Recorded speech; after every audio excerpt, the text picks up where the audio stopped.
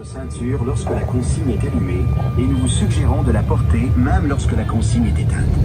Rattachez votre ceinture, insérez les deux extrémités l'une dans l'autre et tirez la sangle pour le... From the broken earth, flowers come up, pushing through the dirt, and you are holy, holy, holy. Well, hey folks, welcome back to the table. We're spending some more time with John Wesley and Dr. Daniel Costello. You'll hear more from him in just a moment. But we wanted to continue reflecting on why we're doing this series. So once again, we'll remind you of this extraordinary ordinary. We're again at Duke University here at the Quad, which I, again, like last week, I said I take for granted. And I think we as United Methodists, particularly all the hullabaloo that we're dealing with right now, we forget who we are. Yeah. And how we as dynamic, evangelical, and when I say that, I mean the orthodox understanding of evangelical, not the pop star television versions. I'll remind folks, maybe remind you, maybe you didn't know, we are the evangelicals. We're the ones who created that world. Yeah. And I would dare say that most any Christian denomination that has an evangelical core, they haven't escaped Wesley. Yeah, yeah. And I'm a big fan of Bishop Willimon, who taught me here, as I said last week, taught here at Duke for many years before he became bishop.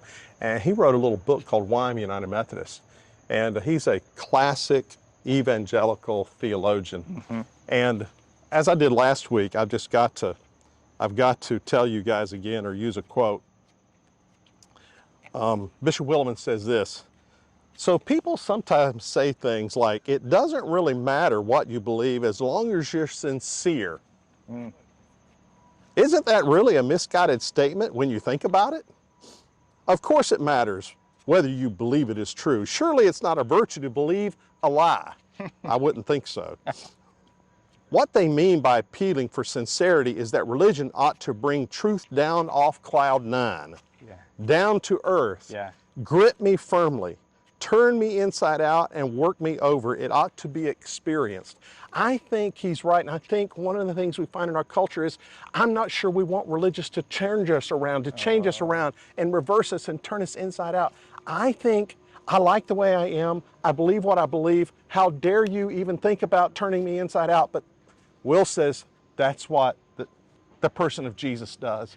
Yeah. And that's Wesleyan. That's Methodism. Well, if we could think about that, the cloud nine, down to earth, we're mirroring a lot of what Jesus did. Almost literally, if we can imagine it in that concept. Yeah, it come does. From heaven to be with earth, to be with us, to change our world. Yeah. You think about it, we'll get into this more next week. If it wasn't for the Wesleys, we may still have slavery. Yeah. We may still have women who didn't have the right to vote. You know, we've had women ordained for years, decades now. All of those things came from we Methodists. Yes. You know, believing in Jesus for personal and global and transformation of self and the world. Yeah.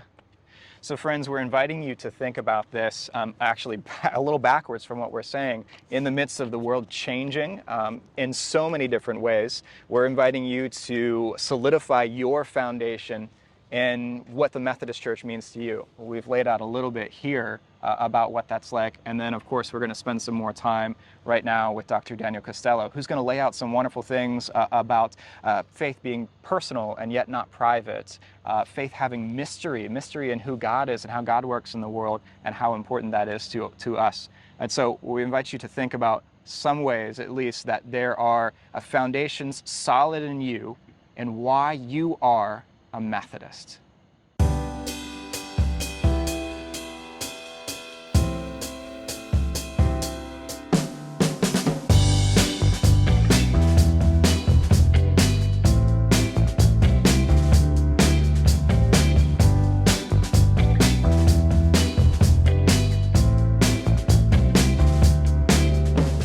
I love one small nugget of what you've shared so far is that as you are looking for these places of connection, it sounds like with Scripture as well as with your tradition and founding through John Wesley, is that it's not an instant moment where it is just personal and private.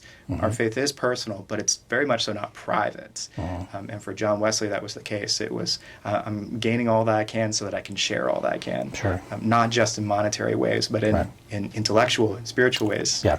And that's a lot of what you're doing right now in training students here. Well, trying to. Yes, there is a sense in which I think one of the things we have to react to or to respond to is very much the privatization of religion or spirituality and just what it does for me. And I think that works with a lot of trends that are happening these days. But Wesley is an excellent model just to prompt in us the question, how does this serve others? Yeah. Right. And this is something that we sometimes emphasize that Aldersgate experience that he had, in which his heart was strangely warmed, and that might feed into these tendencies to talk about privatization and internalization. But there are some readings of his life that would say that his ministry really took a turn in a more dynamic and active way when he started preaching in the fields in Bristol. Yeah. Right. And so, and he himself narrates this in his journal entries, that when he stopped thinking about himself to some degree and started thinking about the mission, right, and reaching the coal miners and the workers at that time, something clicked for him. I'm convinced of this. And I think that's something that we can take away from his legacy, is to say, we have questions, we have concerns, and it's very natural to ask, what does this do for me? Or, in terms of Christianity, what changes does it involve, or benefits does it involve for myself? But something happens if you think of your neighbor and serving them and loving them. Those questions take on a different tenor as a result, right? And I think that happened in his life. I think that's a part of how he can be a model for us, is that we find ourselves in service to others. Yes. Right? And we answer theological questions by actually doing the things, rather than talking about them or philosophizing or speculating about them. That is one of those things that I think he really helps us to maybe reorient our tendencies. Let's go ahead and do it, and then reflect. What are we learning about God and ourselves as a result of doing it? Sometimes people chide Wesley because he wasn't a systematic theologian, because he didn't give us a refined, final statement of his thought. Yeah. Right. And He didn't do the dissertation. yeah, well, and the thing Well, is, he sure did write a whole lot. he wrote a whole lot, and there are a couple of things to say. It's not that he couldn't have. Right. Yeah. He was a very learned person for his age, taught at Oxford, could have had a teaching position at Oxford his whole life if he would have stayed single. So he had opportunities for that, but that wasn't what appealed to him. And also, that whole idea of a final statement is so artificial to how we live our lives, right? We are different people in many respects, including the way we think of the faith now than we were 5 years ago, and 10 years ago, and 15 years ago. If that's the case for us, why wouldn't it be the case for Wesley too? Yeah. And so you see development in his life. It certainly makes it more challenging to understand him when you throw that variable in, but it's truer to the reality. Yeah. He, like all of us, changed his mind and grew in different ways. It's not that everything was renounced, not at all. Right. But you see some things that stayed the same throughout, but maybe they were articulated in different ways, or he had new experiences and he was more sensitive to some things. So as a result of all that, he's just very human. And I find, because he is human, and I think that that's important to learn and to appreciate about his life. And I think that can only help us as well to say, all right, so we might change in a certain way or articulate things in a different manner, and that's precisely what the Christian life is like, because it's a life. It's not a position. It's not a book. It's a life. It's a journey. And it's a journey. Lives are dynamic. and maybe we've strayed away from some of the earlier traditions that the Methodist movement was a part of, and I think John Wesley was pretty influenced by, was mysticism and the mystery of this grandeur of life and of God. Can you speak some to that? Before he does, let's help people understand. When we say mysticism, I think some people think magic or something or crystals. No, mysticism as in we don't know. There's things that we cannot explain. And you may want to talk more about that. But I mean, I think that's true of Wesley, but I'm not the Wesley scholar. Well, I actually taught a class here at Duke on mystical theology. So I've given So you kind of know a little bit about it. I've given some thought to this. And the language of mystery is Pauline language. Yeah. I mean, you find it around 13 times in his epistles, and they can be in reference to a lot of different things, but most prominently it's in reference to Christ. Christ is a mystery.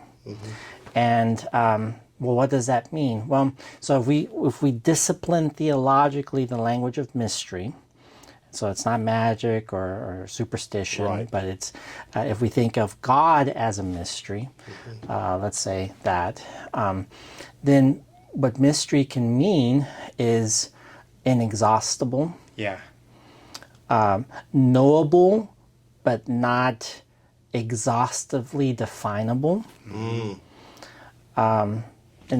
infinite, transcendent. So the box, it ain't going to work in a box. It's not going to work in a box, and that's a good thing. Yes. I can remember as an ordained elder, one of my jobs is I went to a new church.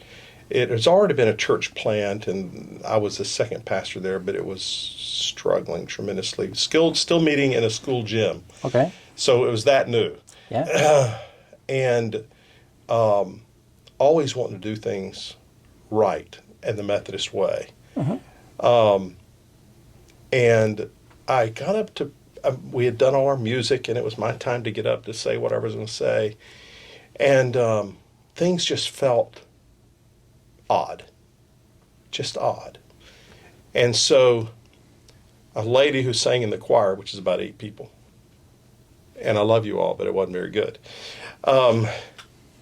She came up to me. I mean, this is weird. I'm doing a message, and she comes up to me. I'm like, oh, well, somebody's dying. I missed it. She came over and she goes, we need to pray. And I said, well, what for? I mean, I'm in the middle of the message. She said, I don't know. Oh. But we need to pray. And something in me says, I don't know what this is about, but I know she's right. And so I said, folks, I don't know what to tell you, but this. We need to pray. And some of you may need to be prayed for. And we have some great people here that really know our Lord. We're on bleachers inside the gym. And I said, so I'm going to start and pray. If you want to come down for prayer, just come down and our team will pray for you. I bowed my head, started praying. It sounded like horses. Boom, boom, boom, boom, boom, boom, boom. There was like, out of 200 people, maybe 4 left in the bleachers. Wow. But if it had been left up to me, I'd have felt odd and kept on preaching. But one of the saints stepped in, whispered, we need to pray. But something happened. And some people said, I want to give my life to Christ. I've been on this journey now. I don't know what to do with it. Part of the Wesleyan tradition, Methodist tradition, is that we all can be agents of God's work. Right? I mean, it's free grace. It's grace that can manifest itself in any number of people and in any number of ways. And that is at first attests to the beauty of our God, who is present among us, and the possibility for surprise, for eruption, is very much a feature of this gracious God that we love and serve. We sometimes can't anticipate how God will speak or what God will do, but when God does do those things, it's not out of character. Right? It's very much, of course God would do this, right? I mean, it's what God does. It's what God does. I mean, that's just, it's in keeping with what God has been doing this whole time. And this is the thing that we can share with one another to lift one another up. You know, our testimonies are things that, again, back to the personal but not private. You know, let's share with one another our testimonies of how God is working in our lives, and that's a gift to others. I think that's very much in keeping with the Wesleyan tradition as well. Yeah. Jesus will lift you up.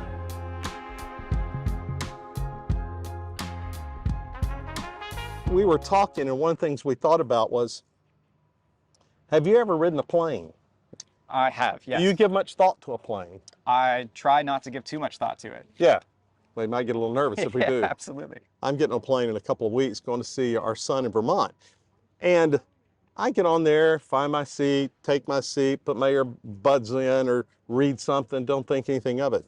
But planes are a world-changing thing. Changed everything about our worldwide culture. And funny enough, it's pretty easy to point to the connection with John and Charles Wesley because there were some brothers that started this whole thing for Two us brothers. with planes. The Wright brothers. The Wright brothers. So if you believe that you can get on a plane and you can fly across the world if you desire, Yeah. you're a Wrightian. I guess. We're Wesleyan. You're a Wrightian if you're getting. So I'm going to be on a plane soon. But I don't give much thought to the Wright brothers. But Yeah. they've changed everything about transportation around the world. Yeah. Our thought of transportation, the speed of transportation, getting to the moon and Mars would it not be for these two cats Right. who have known if we'd been there yet. And this is the same thing that we're saying about John and Charles Wesley, Yes. that the Wesleyans, and we are Wesleyan in the Methodist Church, is that they have set the foundation for worldwide change. Yes. Whether you are Methodist or Wesleyan tradition or some other connection to it. I would dare say that Wesley brothers changed the world, not only religiously and theologically, but how we interact as Christians to the world. Yeah, yeah. Literally, because they believed you cannot be a person of faith and let that escape, the world escape your personal worldview. Yes. You just can't. So we invite you to give some thought of what does it mean for you to believe in this Jesus, the Christ we serve, and how maybe we Methodists have led you in a way that maybe you have forgotten or never knew. Well, we invite you to continue watching at the table. Hope you can join us, those who are in Burlington, for watching and hearing in person Dr. Daniel Costello again at Front Street on Sunday at 9:45, 10 Right about. o'clock, thereabout. We'd love to have you. Thank you for being here. We'll see you next week at the table.